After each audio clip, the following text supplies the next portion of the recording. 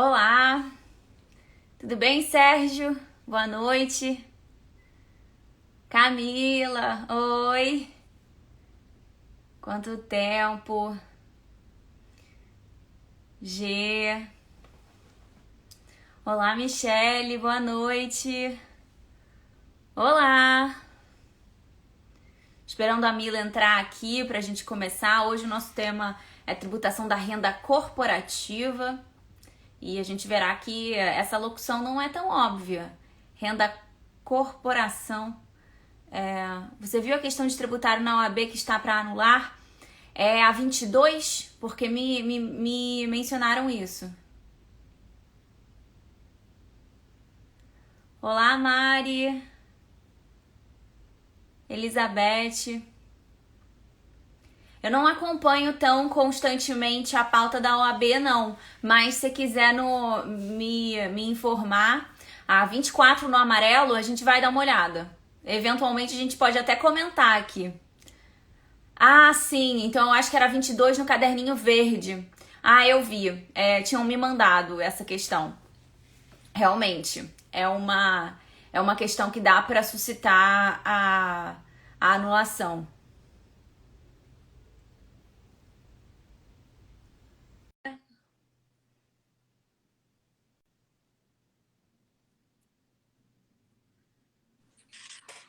Oi, Olá, tudo bem? tudo bem? E você, Mila? Tudo jóia. Já estou sabendo aqui que tem gente perguntando sobre prova da OAB, Aham, amarelo, verde. teve uma questão que suscitou dúvida. Salvo engano, era uma exação de contribuição de melhoria. Aí tinha um enunciado assim, ilustrando a hipótese na qual, a situação concreta na qual essa contribuição foi cobrada. E, e aí a questão trazia algumas datas distintas de prazo decadencial e prazo prescricional, tinha que selecionar a correta e aparentemente teve ali um problema de redação. Eu acredito que tenha sido por conta da redação que esbarrava na contagem de prazos. Tá. Porque nossa regra geral de contagem de prazos é você conta a partir do dia seguinte aquele que é tido como o termo inicial, né? Você exclui o primeiro dia e inclui o dia do vencimento. E eles incluíram o dia que seria o termo inicial na hipótese que seria a correta. Então, pela nossa regra geral de direito, de contagem de prazos, que não é excepcionado no direito tributário, a gente exclui a primeira data. Então, realmente tem aí um argumento forte para recorrer. Maneiro, maneiro. Gostei de saber. É bom trazer essas questões que a gente grava, vê, analisa. Com Vamos embora. certeza. E aí, Mila, esse tema nós duas gostamos muito, né? Porque é imposto de renda. Eu Assim, amei. Amei esse essa é um sua tema que escolha. é óbvio que eu ia escolher um tema desses, porque eu tô refletindo sobre questões no momento. Nossa, tô refletindo por conta do meu objeto de tese, que é a relação que existe entre o IRPJ e o imposto de renda da pessoa física, e se existe uma necessidade, uma coincidência de bases, primeiro, e se existe uma necessidade de integrar as duas bases. Pelos vários métodos, porque a gente pensa logo na isenção dos lucros e dividendos, que é o que a gente pratica. Mas, na verdade, existem outros métodos integrativos. Tem método de dedução, parcial, integral, o isentivo parcial. Tem várias metodologias possíveis para implementar essa integração. Mas eu queria só fazer essa ilustração de o porquê que eu trouxe essa questão para ser discutida. Inclusive por conta da atualidade da gente debater lucros e dividendos, muito embora o relator da reforma já tenha dito que desistiu desse negócio, o que não foi nada surpreendente, né? Não. Mas já teve aí um certo fundamento. Mas a verdade é a seguinte: enquanto a isenção prosperar no nosso sistema, debater a tributabilidade, a conveniência desse método integrativo e da necessidade dele ou da qualificação dele como política fiscal, isso vai ser relevante. Então, não é porque o relator falou que não vai acontecer agora que a gente não deva continuar debatendo esse ponto. E aí, eu acho que antes da gente entrar nesses aspectos mais polêmicos, eu gostaria de perguntar, porque eu acho que esse é um ponto fundamental a partir do qual a gente pode discutir qualquer coisa. A rainha do conceito de renda, o rei seria o Queiroz, acho eu. Na minha mente, o rei é o Queiroz. Mas a rainha é você. Oh, nossa, agora eu me senti demais. Agora eu tô me sentindo. Quem me dera, mas obrigada, amiga. Mas para mim, esse é o ponto chave, a partir do qual a gente consegue construir raciocínios em relação a, a relação da base de cálculo do IRPJ com a base de cálculo do IRPF.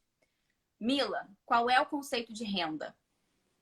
Vamos lá. Antes de eu te falar o conceito de renda, eu tenho que dizer, a Pri sempre é uma gentileza, né? Chamando a gente de musas, mas eu tenho que dizer que você também é a nossa musa, tá? Priscila Sattler. Total! E em breve vai estar aqui falando com a gente. Aliás, beijo para Zé, que está aqui também. Beijo para o tributário legal, que acabou de entrar. Gente, na verdade, assim, o que é renda? Para mim, a renda, Tati, ela é um acréscimo patrimonial, mais calma. Mas calma. Calma. Porque a gente tem que pensar no seguinte: renda é diferente de receita. A renda, ela é um acréscimo patrimonial líquido. Ou seja, ela é um acréscimo depois de realizadas todas as despesas necessárias para a manutenção, para a produção da atividade. Então, a renda, por isso que, por exemplo, eu entendo que a dedução ela está intrínseca ao racional de renda.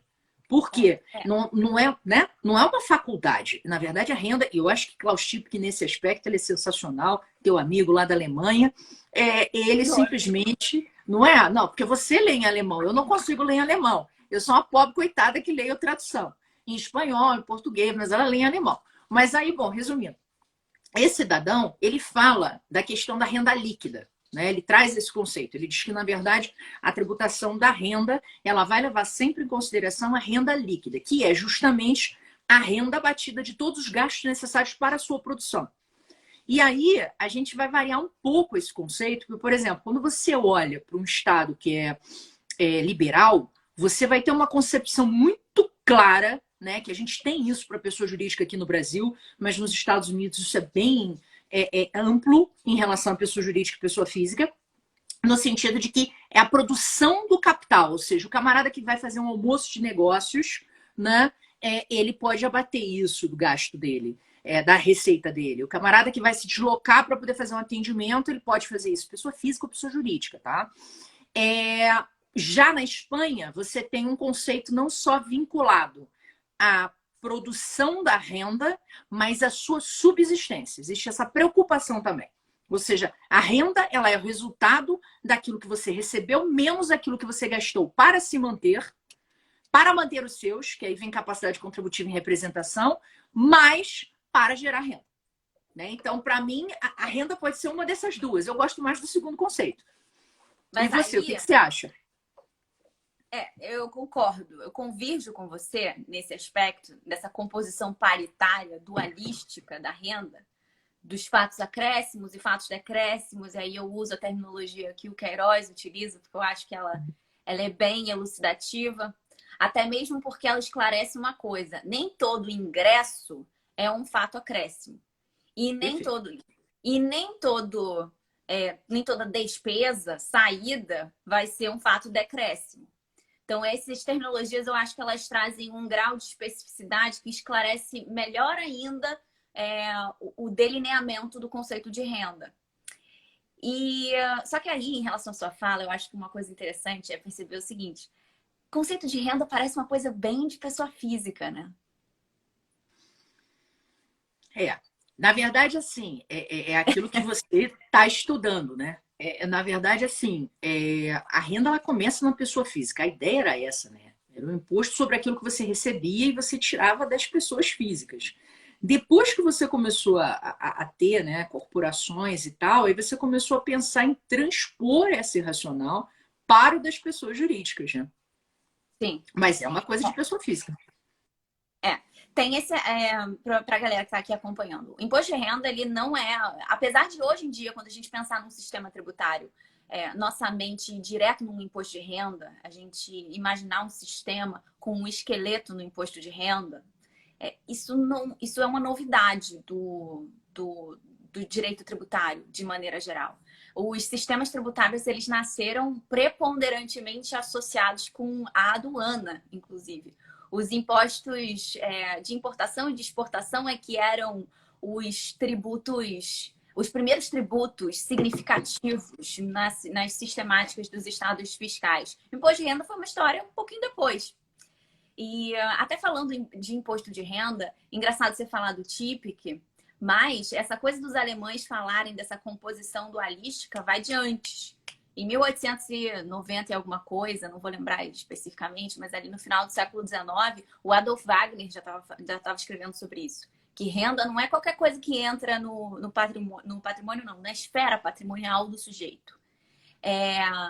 O cômputo daquilo que entra com aquilo que sai. Essa composição dualística, então, é algo que é já bastante consolidado na história da doutrina que se debruça sobre essa espécie de imposto. E como a gente estava aqui mencionando, o imposto de renda ele apareceu como um imposto que ia onerar o acréscimo experimentado por pessoas físicas. E aí daí? Da onde surgiu um imposto corporativo? A partir do momento em que se entendeu que era necessário fazer uma regulação da atividade econômica. A origem do IRPJ, digo IRPJ só porque é mais fácil para a nossa terminologia, mas dos impostos da renda corporativa no campo internacional, nos sistemas tributários de maneira geral, foi por um propósito de regulação, não foi por um propósito fiscal, per se. Não era para arrecadar. Era para garantir um mínimo de arrecadação se alguma coisa acontecesse na fiscalização das pessoas físicas. E aí eu acho que é interessante porque de lá para cá, da origem dos impostos sobre a renda corporativa até hoje, a gente experimentou uma mudança bastante forte na realidade de fiscalização, né? A tecnologia está aí para auxiliar. Os dados das pessoas estão muito mais explícitos. Os recursos, os ativos que as pessoas têm estão muito mais na cara de todo mundo. É bem mais difícil esconder patrimônios que esconder renda. Antes era mais fácil fazer isso nas pessoas ali na esfera protegida da individualidade da pessoa física. O que faria sentido para sistemas convergirem para a criação de espécies de impostos corporativos. Mas aí, a partir dessa minha... Eu vou até contar a historinha de onde eu tirei essa ideia desse objeto de pesquisa. É curioso. E eu acho que pode incentivar muitas pessoas que estão assistindo a gente e que eventualmente querem fazer um mestrado, um doutorado, não sabem o que pesquisar. Gente, a primeira vez... Conta assim, porque eu queria saber isso, viu? Eu ia te perguntar, quando você escolheu esse tema, que você disse que estava estudando para o doutorado, eu falei, pô, eu vou perguntar isso para a Tati. Então vai lá, conte. Estava eu assistindo uma aula de tributos em espécie na graduação com o professor Sérgio André. Era uma aula de IRPJ. E aí ele estava lá falando de conceito de renda e papapá. E aí ele taca a bomba assim no meio da aula para um bando de graduando. Metade da turma dormindo, metade da turma fazendo outra coisa. E ele lá taca uma bomba. O pessoal fala aqui capacidade contributiva de pessoa jurídica como se fosse coisa óbvia. E não é. Não é coisa óbvia. Esse negócio de renda ser materialidade praticada pela pessoa jurídica, isso não é óbvio, isso é complexo, tem controvérsia, mas ninguém aborda isso. Aí eu lembro que eu anotei isso no meu caderno, que capacidade contributiva de pessoa jurídica não era óbvio. E aí ficou lá aquilo. Só que como eu estava na época fazendo grupo de pesquisa com o professor Lodge sobre tributação e desigualdade, eu estava muito na pilha de fazer uma pesquisa sobre regressividade. Então, no mestrado, eu acabei não propulsionando. Porém, no mestrado, eu fiz uma disciplina com o professor Queiroz. Eu tinha que ser, né, o rei do conceito de renda, que era a tributação da renda e do patrimônio, salvo engano o nome da disciplina. E na aula de encerramento, talvez, eu acho que foi a última aula, a gente começou a discutir essa questão da... Até o Alexandre estava nessa aula, Alexandre Jorge, que está aqui assistindo a gente, não sei se ele já saiu, mas eu vi que ele entrou.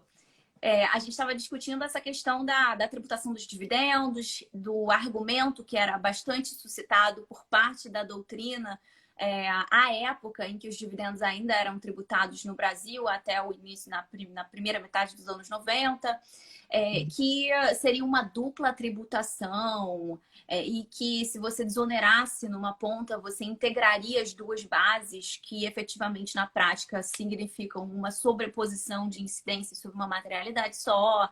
Então a gente estava discutindo sobre isso. E eu estava pensando, pô, realmente assim, se existe uma sobreposição, por que que essa é o único mecanismo? Por que que a isenção é o único mecanismo de integração? Será que não existe uma forma de integrar que traga para o sistema maior homogeneidade no tratamento de todos os rendimentos? Porque um dos pontos que me incomodavam, e eu estava na época estudando regressividade do sistema, uma coisa meio da ótica da justiça fiscal, capacidade contributiva e tal, uma das coisas que me incomodavam era o fato de haver um tratamento anti-isonômico entre os rendimentos do trabalho e os rendimentos do capital. Ficava pensando, pô, por quê? É tudo remuneração de um aporte, né? de um recurso. Quem pode ingressar com aportar trabalho, aporta trabalho, recebe uma remuneração por isso. Quem pode aportar capital, aporta capital e recebe uma remuneração por isso. E para mim não faria sentido tributar de maneira distintiva os dois aportes, a remuneração pelos dois aportes, porque os dois aportes, na minha ótica, tinham o mesmo grau de importância. Não tem atividade econômica, não tem produção, sem trabalho, sem capital. Então, não seria uma questão de dar prioridade de uma coisa de um para o outro. Então, o que eu pensei? Talvez se jogasse esses rendimentos do capital para a tabela progressiva, daria homogeneidade. Tributa, mas pela tabela progressiva. Ah, já pagou IRPJ. Beleza. Aí ele pode deduzir disso a parcela de IRPJ que foi paga em proporção à sua participação. Perfeito. Aí eu cheguei a essa conclusão e falei, nossa, que legal. Acho isso interessante. E aí anotei e eu fiz o meu artigo para finalizar essa disciplina sobre isso e eu já transmudei no projeto. Foi daí que surgiu a ideia de pesquisar. Por quê? Porque outras coisas foram surgindo também. Eu vou até colocar aqui para discussão um negócio que eu fiquei pensando na época do projeto. Hoje em dia eu já não sei, eu já fico um pouco com dúvida com relação a isso. Mas o que eu estava pensando? Se você tributa a renda na pessoa jurídica, antes de a gente discutir integração, a gente tem que ter em mente a certeza de que tributar na pessoa física e na pessoa jurídica é correto. Na pessoa física é bem evidente a gente ver a materialização da renda. Mas e na pessoa jurídica? Mila, você acha que a pessoa jurídica tem renda? Acho que ela produz, sim. Assim, Tati, você falou de capacidade contributiva, você me lembrou um pouco de alguns estudos que eu tinha feito por ocasião do meu mestrado, justamente levando em consideração se a capacidade contributiva poderia ser aplicada para a pessoa jurídica. Isso era uma briga também. Sim, total. Pois é, eu sempre achei que sim, porque por mais que a gente tenha, a pessoa jurídica ela é um ente fictício, né? Ela é dotada de patrimônio, ela gera, né? Ela produz atividade. Então, assim, não dá para a gente imaginar que o que ela receba não seja um rendimento para ela própria, porque, inclusive, o objetivo dela é a produção de lucro. Não é nenhuma pessoa, a maioria das pessoas jurídicas são criadas. Mas é para ela ou pra... Aí é aquele negócio. Esse negócio da gente raciocinar de que não é para ela, é para o seu sócio, isso é mós em rebus, né? Porque, veja, quando eu estava com uma sociedade pessoal, uma limitada de 3 pessoas, é óbvio que ela está produzindo e vai haver uma distribuição de lucro.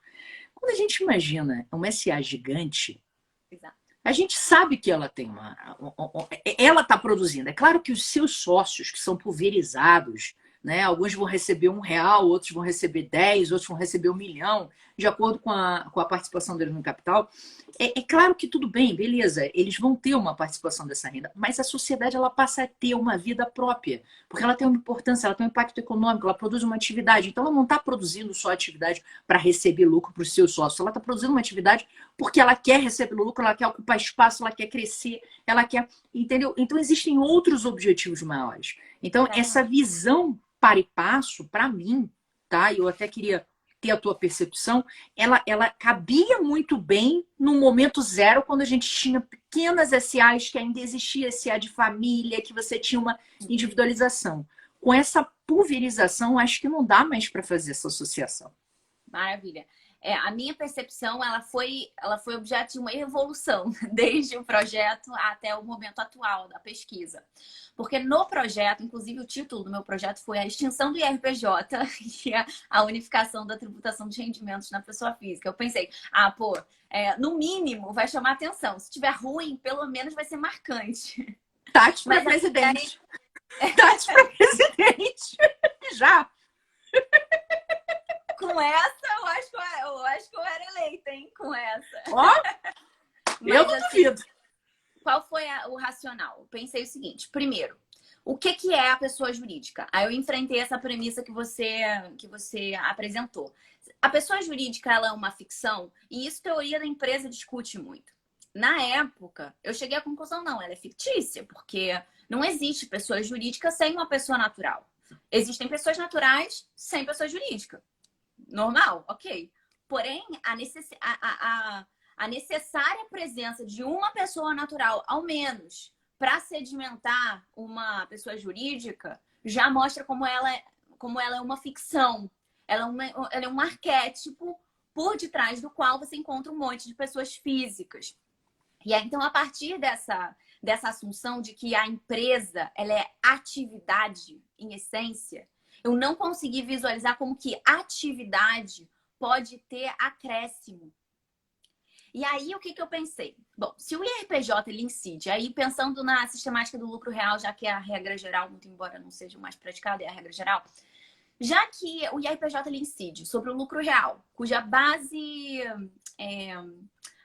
bruta é o lucro líquido, e é do lucro líquido que os sócios eles vão retirar uma parcela para distribuir ou não. O lucro real ele incide sobre algo que pode contemplar dois tipos de rubricas, né, de valores. Aqueles valores que depois foram efetivamente distribuídos ou pagos como pagamento de juros, enfim, que efetivamente foram usados para remunerar. Ou então, ele pode incidir sobre rubricas que eles depois significarão a oportunização de uma despesa operacional, porque vai ser revertida para a atividade. E aí eu pensei o seguinte, olha, o lucro líquido ele pode estar representando uma antecipação de renda e, consequentemente, o lucro real também, uma antecipação da renda. E aí, nessa parcela que vai ser usada para fins remuneratórios, a incidência do IRPJ não seria inconstitucional, porque incidiria sobre uma presunção de renda futura. Mas em relação àquilo que vai ser reafetado, ele incide sobre uma ficção. Entendeu? Entendi. E aí eu fiquei assim, cara, que raciocínio interessante. Fiquei bem empolgada, assim, e fui em cima disso. Porém, o que aconteceu com essa minha percepção e por que ela foi meio que descambando para um lado meio bagunçado? Porque eu discordo hoje da premissa de que a pessoa jurídica é ficção. Eu acho que em determinadas hipóteses ela é ficção. Mas em determinadas hipóteses ela não é. Em determinadas hipóteses ela é tão real quanto uma pessoa física. E a existência e o funcionamento dela tem uma certa independência, uma certa autonomia em relação às pessoas físicas que estão ali por detrás. Muitas vezes porque tem disputas entre as pessoas físicas que estão envolvidas na gestão daquela empresa. O Zé, mas a empresa não é bem mais que os sócios e seus interesses? Ela é. E aí, outro aspecto, fora a complexização das estruturas societárias, tem o aspecto regulatório. Também. Tem o aspecto do tax shaming ou dos outros shamings, dos anseios da sociedade, das reações da sociedade que clamam por certas práticas, o que repercute nas empresas por uma questão de mercado. Sim. Então, eu acho que na economia de hoje e no estado de hoje é difícil pensar numa premissa verdadeira do ponto de vista uniforme, que pessoa jurídica é ficção. Eu concordo. Eu concordo e, assim, na verdade, governança própria, responsabilidade própria, isso no MSA, né? Agora, você imagina uma estrutura padaria do seu Manuel. A padaria do seu Manuel é uma estrutura muito mais pessoal do que, por mais que seja uma limitada, por mais que é muito mais pessoal. Então, assim, eu acho que a gente tem que entender que, sim, ela nasce, a pessoa jurídica, ela nasce como uma ideia de ficção, sim, mas ela está extrapolando esse racional. Ela está indo muito além diante da dinâmica, do contexto social complexo, né, dessa própria estruturação que a gente tem hoje de mercado de ações, investimento, alavancagem, empresas que se internacionalizam. Então, assim, eu acho que nesse contexto realmente a gente começa a desdobrar e a sair a fugir muito dessa lógica de ficção, porque como você colocou muito bem, eu achei brilhante o raciocínio, você hoje tem uma pessoa jurídica de uma forma bastante autônoma, ela cria vida própria, ela está Exato. com vida própria. Apesar de a constituição dela ter dependido de uma pessoa física, é tipo o Frankenstein, depois já não tem mais controle. Não. Exatamente. Pois é. Sobre isso, e como a gente acabou de... Nós duas acho que convergimos para a mesma observação, né? Tem empresas que a gente pode cogitar que a PJ é fictícia. Porque elas têm uma estrutura simples. Ainda que hoje a complexidade já exista, na complexidade da atualidade existe ainda o que é o simples. E aí eu acho que é interessante a experiência alemã de tributação corporativa e tributação da renda.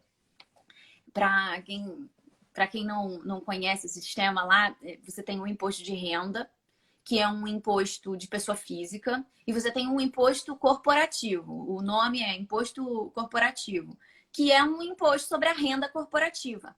Mas o imposto corporativo, ele não incide sobre a renda, né, o acréscimo de todas as PJs, mas só nas PJs nas quais não existe o princípio da transparência. Aí tem esse instituto do princípio da transparência que distingue algumas espécies de sociedades de outras, a fim de identificar quem vai ser contribuinte do imposto corporativo e quem não será. Segundo o princípio da transparência, se você olha para uma estrutura societária e enxerga quem são os participantes, os partícipes, os sócios, e você enxerga o patrimônio e existe comunicabilidade patrimonial, aí não incide o IRPJ, o imposto corporativo alemão. Na hipótese em que não há transparência, na falta de transparência incide o IRPJ, não, né? O imposto corporativo. Fico falando de IRPJ só por hábito. O que eu acho que é um racional, né? Faz todo sentido com o que você está defendendo. Porque, veja bem, é a partir do momento que você está levando em consideração o fato de que, olha, quando eu enxergo quem é a pessoa física, eu não vou tributar porque eu vou tributar na física.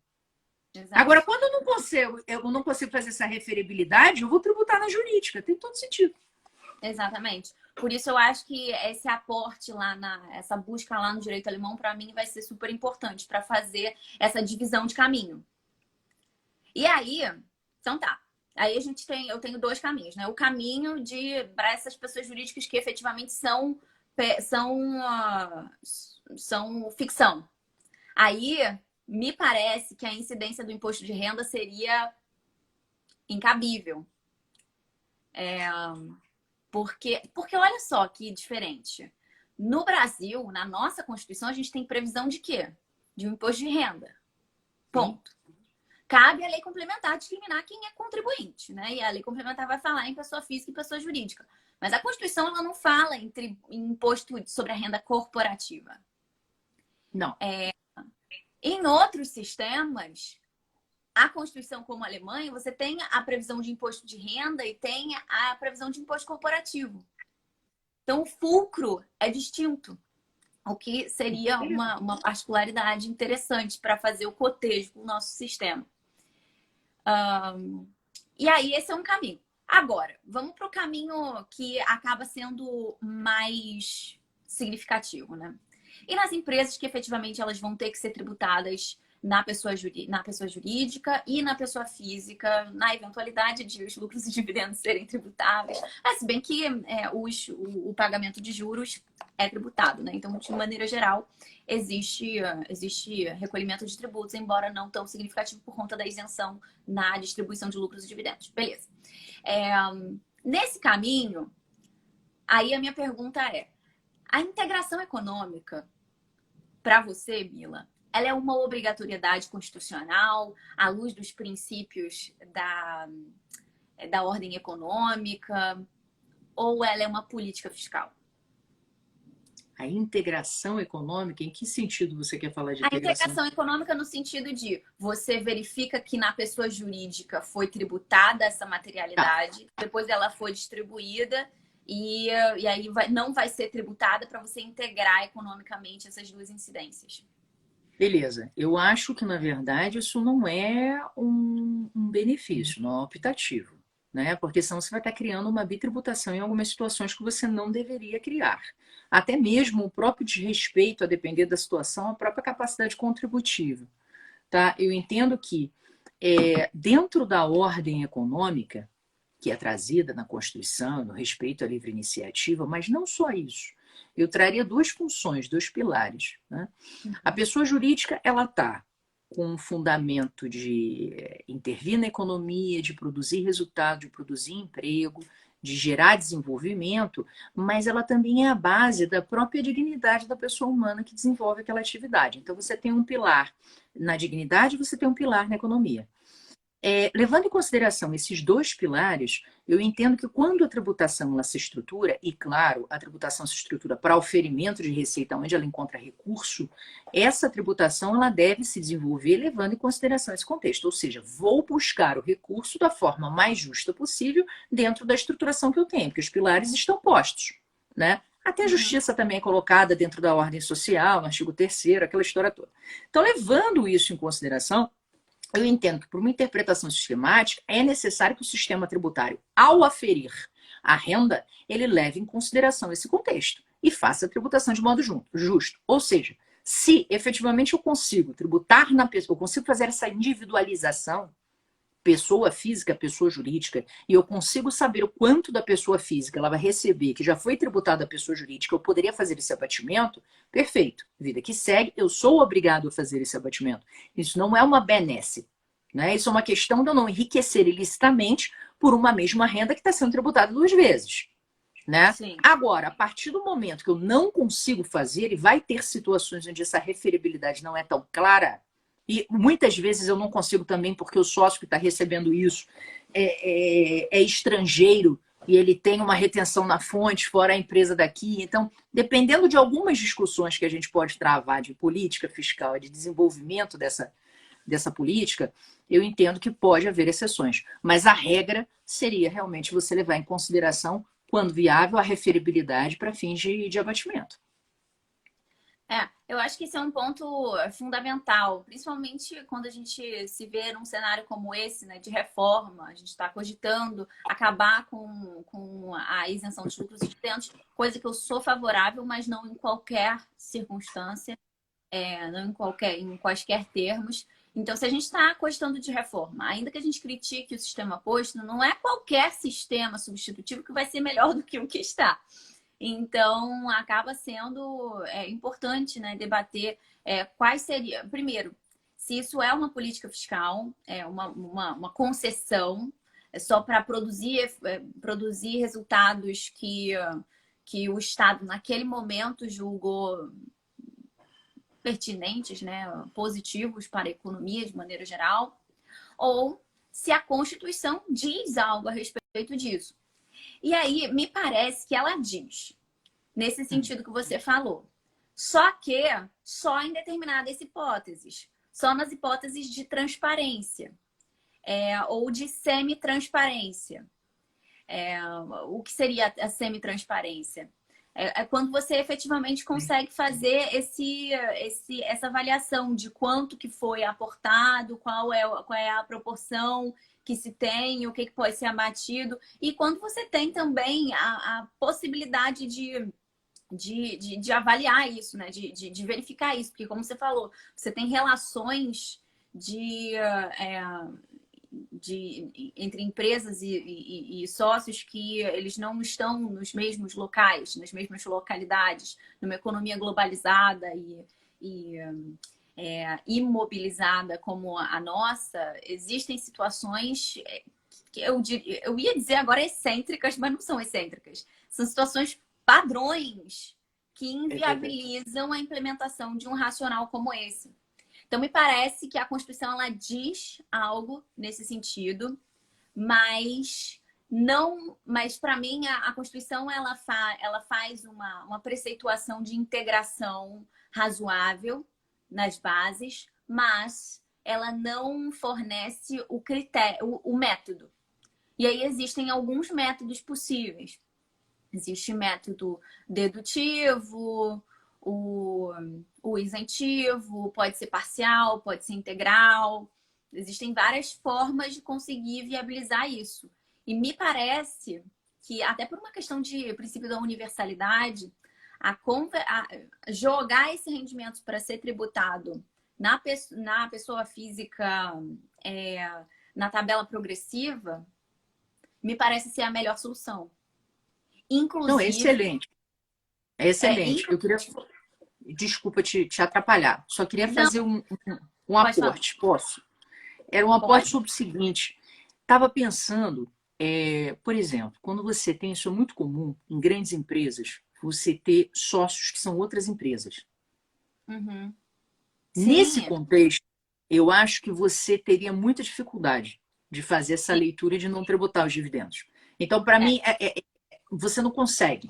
Porque aí você tem outras, e aí dentro dessas empresas você tem outros sócios, e aí você não consegue muitas vezes chegar que são PJs, e aí você pode, em grandes cadeias, né, se perder. Em grupo Por isso a semi-transparência. Porque você tem PJ que efetivamente não tem transparência, mas não está num grupo dessa forma, pelo menos. Não com controle efetivo, com participação e tal. Pode ser que esteja em grupo de fato por aqueles outros indícios que a Receita até usa, tipo identidade de contadores, esses indícios excêntricos. Esses sim são excêntricos. Mas me parece que a gente pode fazer uma gradação assim. A transparência total, a semi-transparência e a falta de transparência. Cada caminho conduzindo a conclusões distintas. Sim. E aí, Mila, acho que posso caminhar para um outro ponto que eu acho que também é fundamental. Nessa formatação da proposta da proposta de reforma, no que diz respeito à tributação da renda, a tributação dos lucros e dividendos, que foi ventilado, que agora está morrendo, está lá respirando por aparelhos, né? Provavelmente não vai rolar, mas que bom que não vai rolar desse jeito, porque também não era a formatação que eu entendo positiva, foi pela tributação, foi a 20% ou 15%? O percentual agora me escapou. Acho que foi 15%. Foi 15%, né? A 15% exclusivamente na fonte. O que você acha de tributação exclusiva? Eu sou contra, né? Eu acho a tributação exclusiva uma viagem na maionese, porque, veja bem, ao fim e ao cabo, principalmente quando a gente fala de renda, né? Eu odeio. Ganho de capital, por exemplo, eu tenho verdadeira dor de cabeça com esse negócio. Porque, veja bem, o que acontece? Se você não comunica, você vai gerar uma tributação muito maior. Que é o que acontece. Né? Na verdade, quando você tem uma grande renda, você faz uma venda em determinado ano de um imóvel, né? Digamos que você não esteja na situação de isenção. Você teve um ganho de capital, você vai tributar aquilo ali. Se você colocasse na tua declaração aquilo ali, junto com as demais receitas que você recebeu, com certeza você vai ter valor a restituir. Você vai ter valor a pagar. Por isso que eles geraram a tributação exclusiva. A tributação exclusiva ela é gerada para fazer com que você continue pagando o imposto de renda alegremente ou tristemente, a depender da sua concepção fiscal, e de justiça fiscal e etc. E você teve lá o pagamento também em razão do teu ganho de capital. Então você ganha duas vezes, né? Você ganha pela tributação do ganho de capital e você ganha pela tributação normal se a pessoa não tem outras deduções. Afinal de contas, o imposto de renda da pessoa física brasileira, você tem 3 deduções, que são pombas, né? Uma porcaria aquilo ali. Então, levando em consideração isso, você está mantendo a arrecadação. E a questão é só uma, a pessoa física é uma. Então, assim, dentro da concepção que você trouxe, e eu amo realmente, eu gosto muito da doutrina alemã e gosto muito do Klaus Schiffer. Foi um dos que eu mais li sobre esse assunto. Acho que ele escreve muito bem e acho que ele traz essa perspectiva de que você tem que olhar tudo que entra. E você não pode só olhar o que entra, você tem que olhar o que sai para manutenção daquela pessoa e que, obviamente, é para manutenção da sua produção. Então, é absolutamente contra esse conceito de eu olhar tudo que entra e de eu olhar o que saiu para que eu possa entender qual é o resultado e esse resultado tributar, eu dizer que existe uma tributação exclusiva, porque não estou permitindo a comunicabilidade das rendas. Então, estou criando facções como se fosse um outro tributo. Entendeu? Uhum. Não, eu concordo plenamente com você. Eu lembro que quando eu comecei a fazer vídeos para jogar aqui no Instagram, eu pirando, né, na pandemia, precisando fazer uma coisa, a pessoa, para não pirar, o que ela faz? Fica gravando vídeo de tributário para jogar na internet. Mas ótimo, ajuda as pessoas. As pessoas aprenderam contigo aí, ó. Um dos primeiros que eu fiz foi sobre a inconstitucionalidade da tributação exclusiva. Porque na minha visão, assim como da mesma forma como você expôs, é uma violação à universalidade e ao próprio conceito de renda. Você estanca, você isola a apuração de uma rendinha, a renda apurada exclusivamente, do restante. Só que isso escapa à esfera que a gente conhece de conceito de renda. E a Constituição ela só preceitua um imposto de renda. Não tem um imposto de renda geral e uma exceçãozinha. Se a gente tivesse exceções na própria Constituição, poderia ser arguído, né? Poderia não. Aí sim você teria um cenário distinto. Mas a partir do momento que você isola uma apuração, você frustra o conceito de renda, estatuído pela Constituição, que segue essa dinâmica dualística. O que entra, o que sai. E na apuração isolada, você não computa o que sai. Nessa perspectiva, para mim, e uma consequência é que rendimentos que vêm de fontes distintas têm tratamentos diferenciados sem razão alguma para ser. Então, frustra também a universalidade. Você até coloca isso para jogo, porque assim, na minha percepção, não tem nenhuma razão para rendimentos, né, de aplicação financeira, por exemplo, ter uma tributação distinta. Concordo. Talvez poderia se arguir, não, mas a aplicação financeira não tem um esforço humano, não sei. Mas tem intelectual, mim, pô. Intelectual. É verdade. Tem mesmo. Não, a pessoa ficou lá olhando a bolsa, total, que nem uma louca. Pô. Boa noite, Márcio. Estamos aqui falando sobre tributação exclusiva. Eu realmente, Mila, não consigo visualizar uma zona de legitimidade para isso. Para mim, é claramente uma aberração diante da disciplina constitucional que a gente tem para o imposto de renda. Principalmente, o conceito de renda ele já é o suficiente para colocar em xeque essa prática que a gente tem. Mas até fica aqui o meu apelo a você. Você conhece né, trabalhos a respeito disso, porque eu conheço pouquíssima coisa escrita a respeito, pouquíssima coisa crítica escrita a respeito de tributação exclusiva. O Ricardo Marins, ele fala alguma coisa sobre isso no manual dele de imposto de renda. Esse É eu bom, conheço. é muito bom. Esse é o clássico. Esse É é o o clássico. clássico, é o clássico. Assim, só sobre tributação exclusiva, não. Mas eu já ouvi algumas coisas, alguns artigos que eu pesquisei, até para a questão da dedução, que falam sobre a questão da capacidade contributiva que seria vilipendiada na tributação exclusiva, tá? Se não me engano, o Fernando Zilvetti fala sobre isso. Tem um outro, tem um que se não me engano, a Marielbe também fala isso no livro dela de imposto de renda. Tá? Depois eu teria que levantar mais alguns aqui na biblioteca, mas Não, eu me lembro. então depois a gente troca ideia a respeito disso. Mas então, acho que a gente poderia caminhar aqui para o final e talvez, assim, se alguém quisesse dar opinião, o que eu queria perguntar, em conclusão a tudo que a gente debateu, qual é o melhor, o que você acha que é o melhor cenário para a reforma no que diz respeito à tributação da renda corporativa? O que melhor poderia acontecer, e não só em relação a IRPJ, mas também em relação a lucros e dividendos, aos pagamentos que advêm dali? Olha, Tati, eu gostei bastante desse cenário do princípio da transparência que você traz, tá? Porque eu vou lhe ser muito honesta. Você sabe do meu incômodo com relação ao imposto de renda pessoa física. Então, eu acho que o imposto de renda pessoa jurídica, ele não é um problema. Sinceramente, não acho. Tá? Eu acho que se paga bem, se tem um volume de deduções, existe uma interpretação razoável até por parte da questão das despesas operacionais, aquilo que a Receita não aceita, você consegue judicializar e tem um retorno positivo. Então, eu acho assim que, tirando algumas discussões pontuais relativas, e isso vai permanecer, independentemente de você mudar alíquotas, etc., que é a questão relativa, eu posso deduzir despesas fruto, por exemplo, de multa ou não, eu posso de indenização ou não, isso eu posso considerar como despesa operacional ou não, que são questões basilares, né, de discussão, e eu acho que isso aí a gente poderia talvez melhorar e evoluir.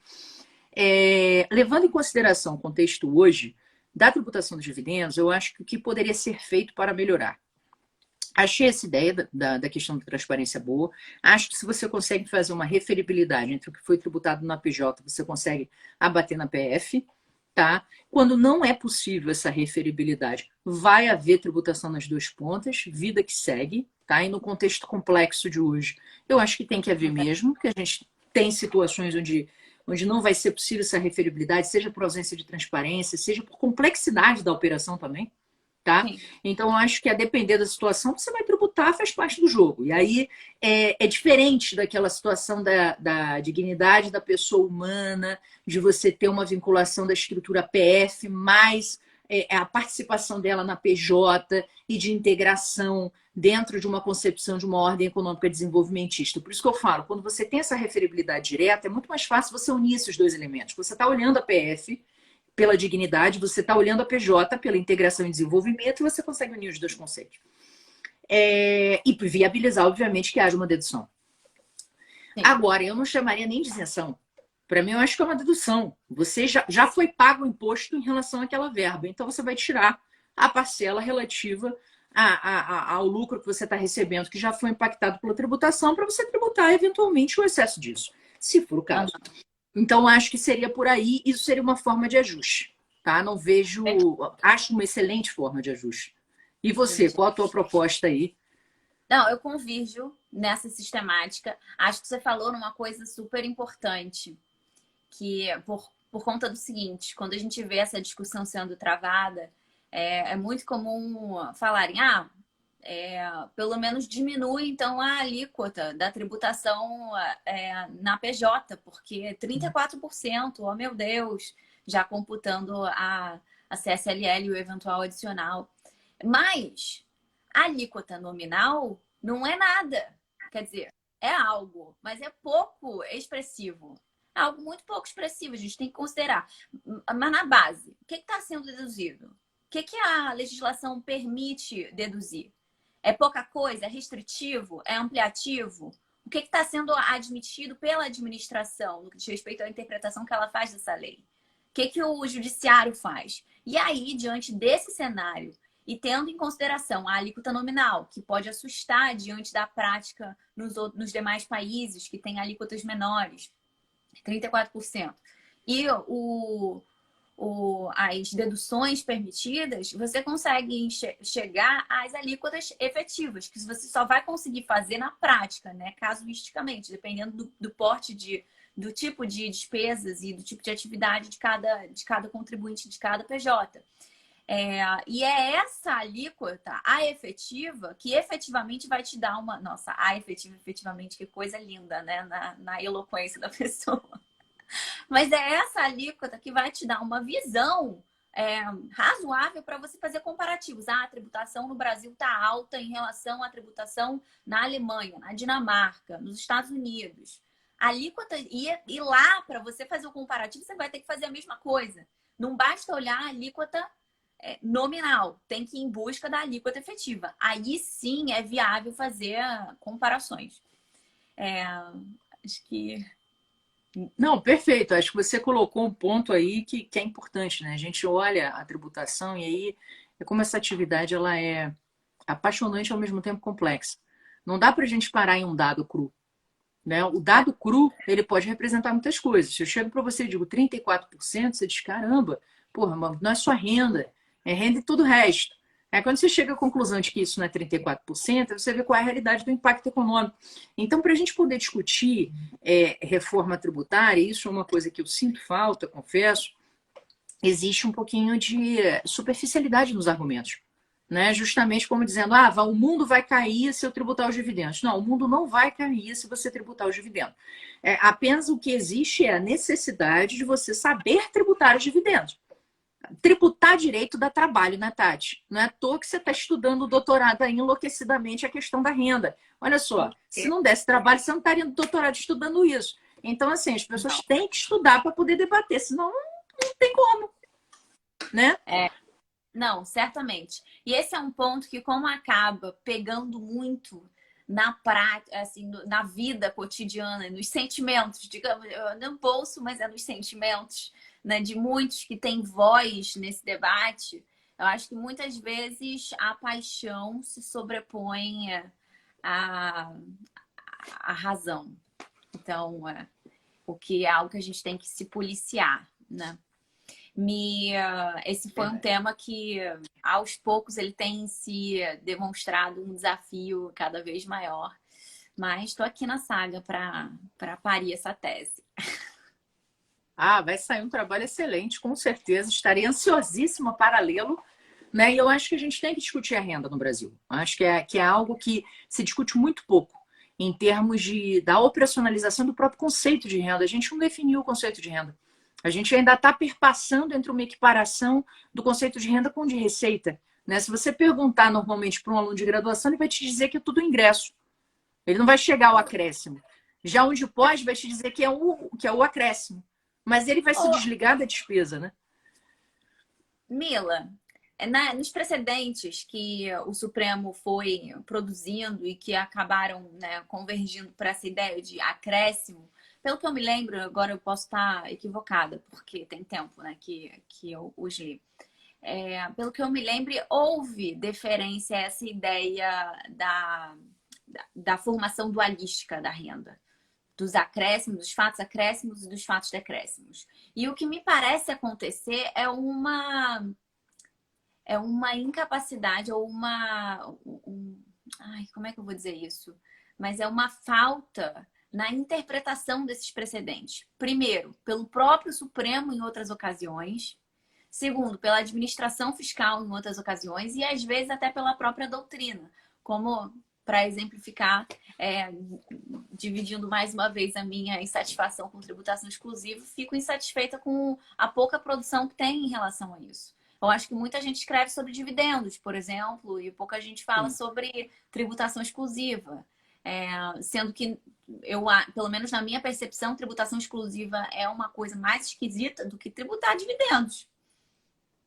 concordo contigo plenamente. É muito mais esquisito e muito mais inconstitucional. O que, assim, o Supremo com relação à renda, o grande problema dele, para mim, é a visão dele de dedução. Ele acha que dedução Tá. é benefício.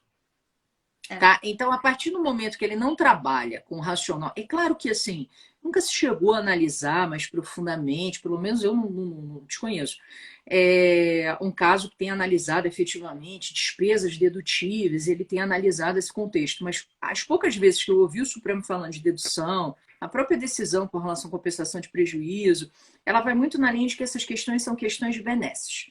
Né? O próprio STJ também considera muito a dedução uma benesse. Quando você fala e não é.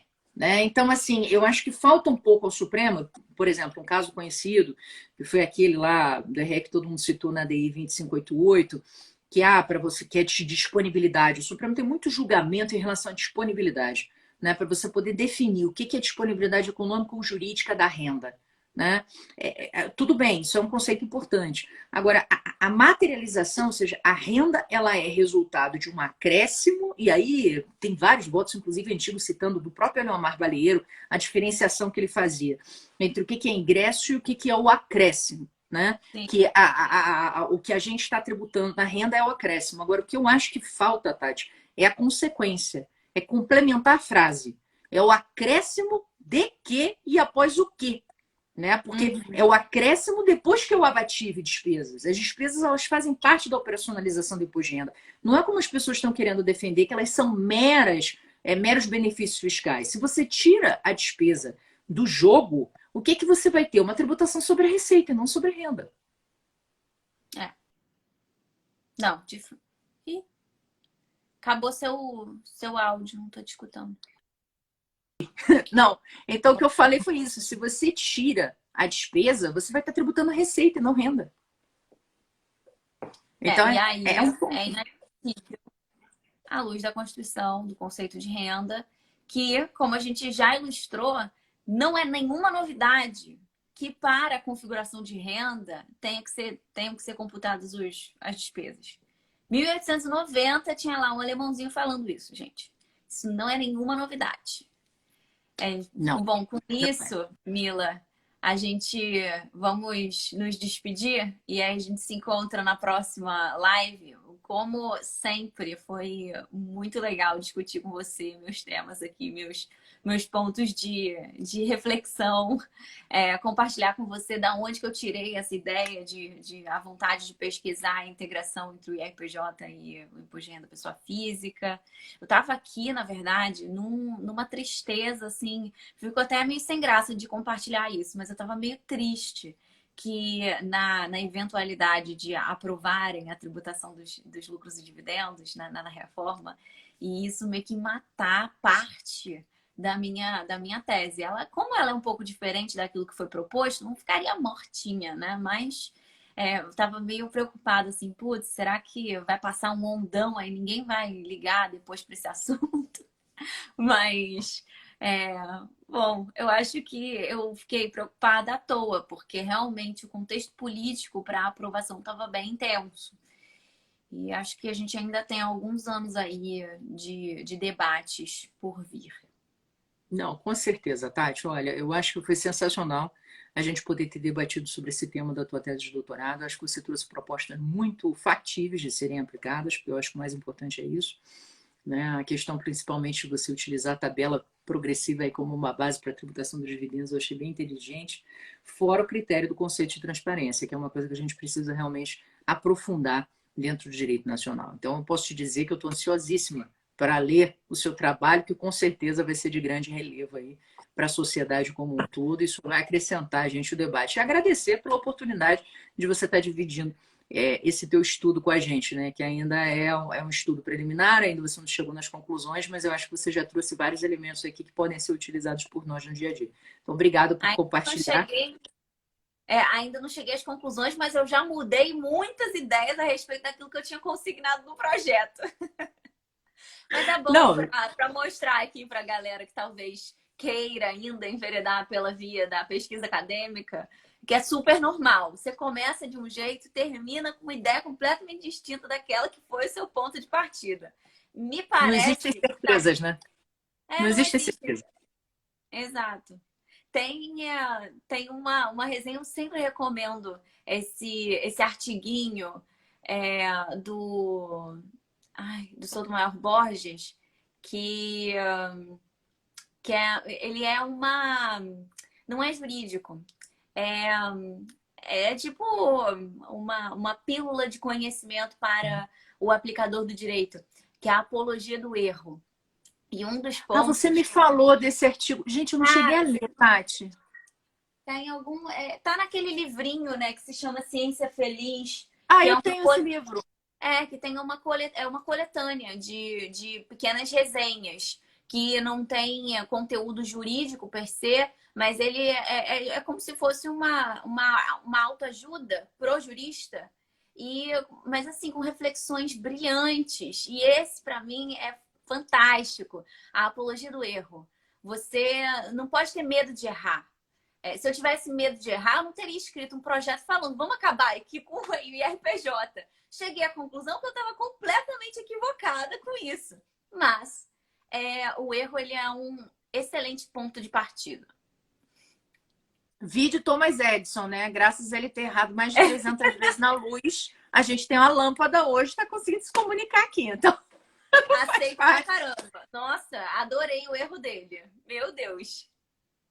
todos nós. Amiga, beijo imenso. Obrigada pela live aí. Adorei debater Tchau, com você esse tema. Galera, vai ficar gravado, hein? Fiquem ligados. Quem entrou agora pode ver depois. Beijão. beijo. Obrigada a todo mundo pela audiência. É sempre muito bom estar com vocês, gente.